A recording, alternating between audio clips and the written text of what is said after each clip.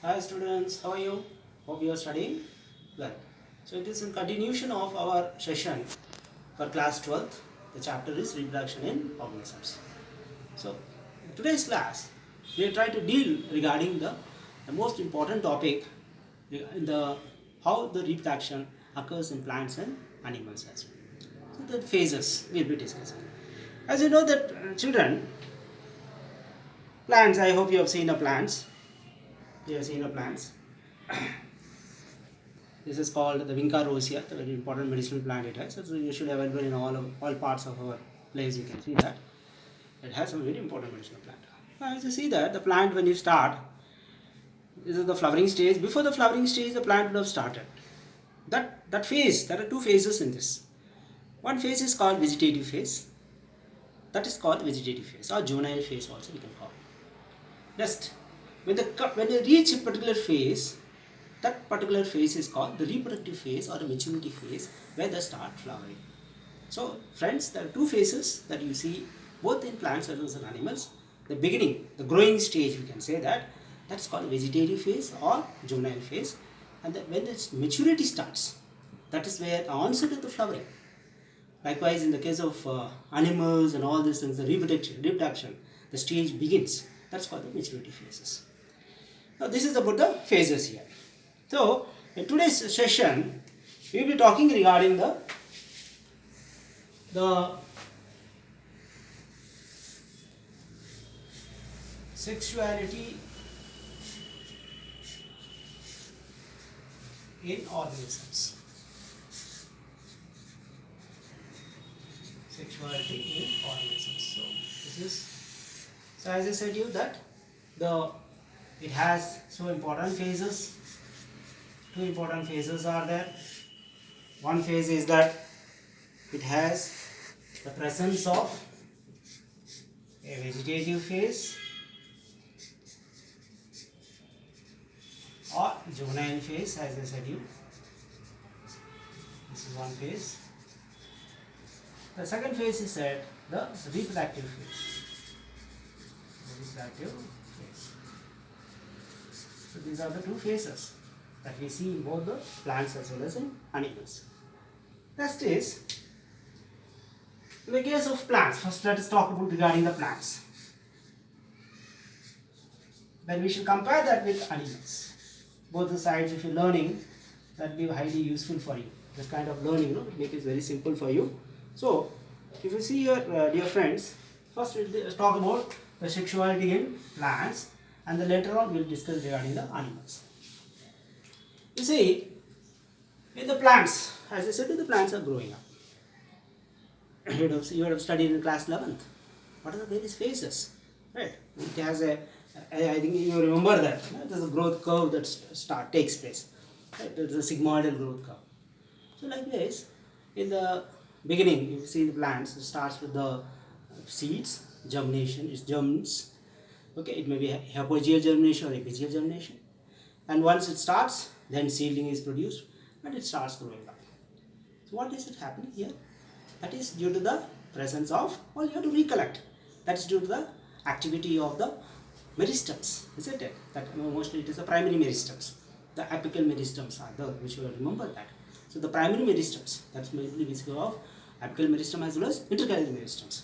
So this you have to remember, you have to recall the 11th. That's why 11th standard we should never forget. Whatever you have learned, we just recollect and you have to project into our subject and make it more lively.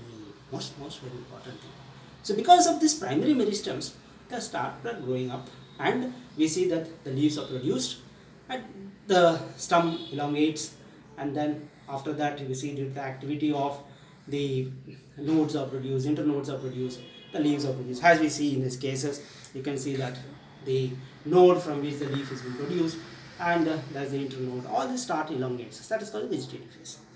And then it reaches a stage when the starts flowering up.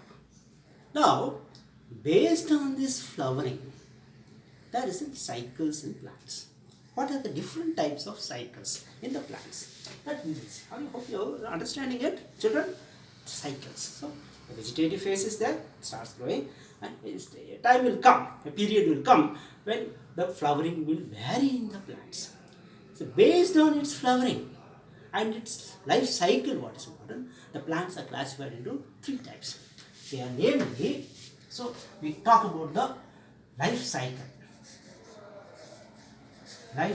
in plants. Based on this, it is of 3 types: annuals,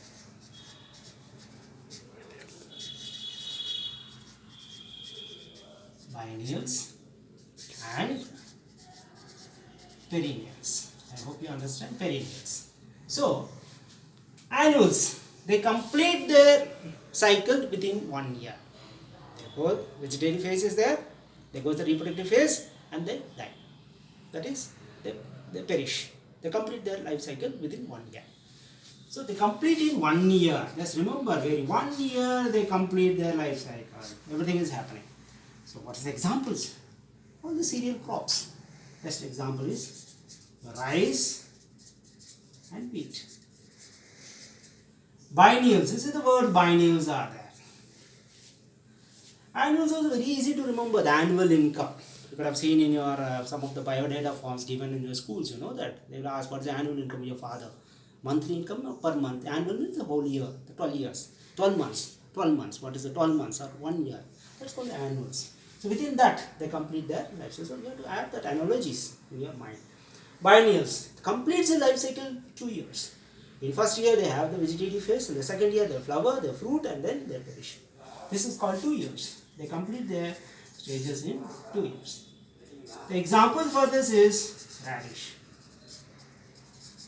carrot. So these are the examples we can take for biennials. Perennials, many years. So many years they will be flowering, they will be blooming, they will be flowering. Many years they will take. Very important. Many years they will take.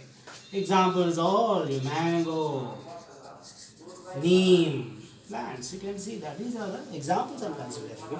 So the studies you can make it more interesting by having a field visit and seeing the different kind of plants and note your own examples. So don't take all the examples, same thing from the textbooks. You create your own examples. So that's most important. What are the perennials? What are the different types of plants we find? I give you some examples, mango, neem. You can take many of the examples are there, which are found around you. You may have that in your garden also. So that is also perennials. So annuals, these are the cycles, how the plants are based on how the flowering and the fruiting they produce. So they are classified into 3 types: annuals, biennials, and perennials. But there are certain exceptions. Exceptions are always there, my dear. So what are that exceptions? So let me highlight here. What are the exceptions other than that? Exceptions are that if you are visiting Nilgiris, you will find a plant which blooms once in 12 years. Once in 12 years it will be blooming. That plant, if you are seeing that plant is called, we say in a local language, called Neela Korinji. Neela, the blue color, beautiful blue color, beautiful, very nice, beautiful scenery it is. This is the whole mountains, but beautiful it is, fully covered with the beautiful blue, blossomed with blueness. So the whole thing will appear as very blue in color. So that's why the word Neela Korinji. The scientific name is Strobilanthus.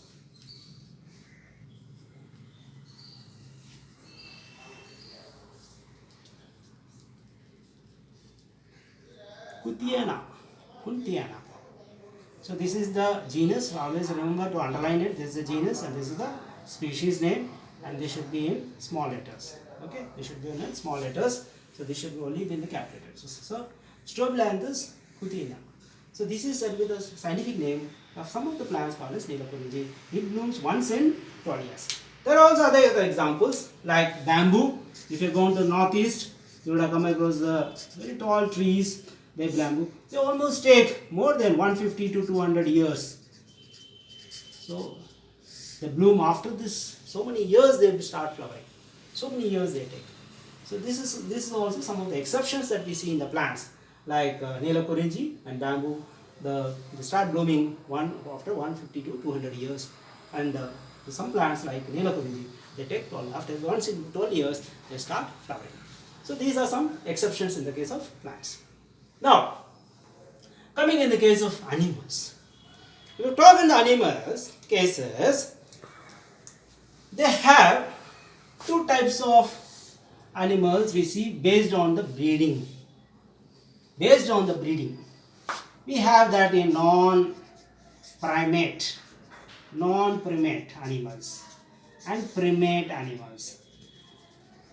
So primate animals, if you consider that, the examples that you can consider is the human apes. These are the examples. Females, human females or ape, the females of the ape. Non-primate, the deer, cow, tiger, rat. These are a few examples. Again, the females of these animals are called as non-primate. In these cases, if you are seeing the breeding pattern, very important, the breeding pattern seen in these animals, they are again differing it. In the case of non-primate, they are seasonal breeders. They are very important point, you should remember. They are the seasonal breeders. Whereas in the case of human females and apes, they are continuous breeders. They are the continuous breeders. Hope you are able to understand. So seasonal, that means it is a particular period. That is what is called period, heat period. We can also call it heat period. The heat period is very important here. In case of females, in the case of human females and all, such heat period is not there. Another important difference is that the cycle. We call that as a cycle, that is called the cycles that occur at the end of the one cycle. At the end of the cycle, we see that no menstruation occurs here. At the end of the cycle in each month, there is no menstruation occurs. That is a particular thing, we see that no menstruation occurs at every month. But in the case of human females and apes, the menstruation occurs at the end of the cycle. At the end of the cycle of each month, the menstrual cycle occurs. That is why we call in non-primates the kind of the cycle is called oestrus. Oestrus cycle. In the case of red, we call that as menstrual cycle. Okay, friends? So, the phases, if you see that, there is a vegetative phase and juvenile phase and the reproductive phase that occurs in both in plants as well as animals. If you take in the plants, there are three types of life cycles that in which they pertain to. They complete in 1 year, example rice and wheat. They take 2 years, that's radish and carrot. They take many years, starts flowering for many years. Examples mango, neem, and many other plants are also there. Okay, banyan tree is also there. You can take the banyan tree also, very big banyan tree, you know that. The whose tree is there. That all the examples we can consider. That's, you can give your own examples also. There are certain exceptions in this plant, like the flowers blooming once in 12 years. That's called Strobilanthus pupania. That's near Kurinji. And in case of other plant like bamboo, that blooms once in every 150 to 200 years. Coming to the animals, based on the breeding, again cycles, we have two types of cycles here, oestrus cycles, and that's why I've written in the line end, oestrus cycle and menstrual cycle. What is the meaning of that? These are the examples what we see. The deer, cow, cat and tiger, all these are animals. We can see the female. These are examples, man. Don't just fix yourself. These are some examples which I am discussing with you. So they are called seasonal breeders. That is present the heat period is there. At the end of the cycle, we can see that there is no menstruation doesn't occur. And in the case of females, human females, we can see they are called as continuous breeders. And then at the end of the cycle, there is a menstrual flow is there. Then after that, that's why it is called as a menstrual cycle and the menstrual cycle. I hope you are able to understand session. And next, and further, we will be discussing about the other kind of phases in sexual reproduction. Hope it is fine. Thank you.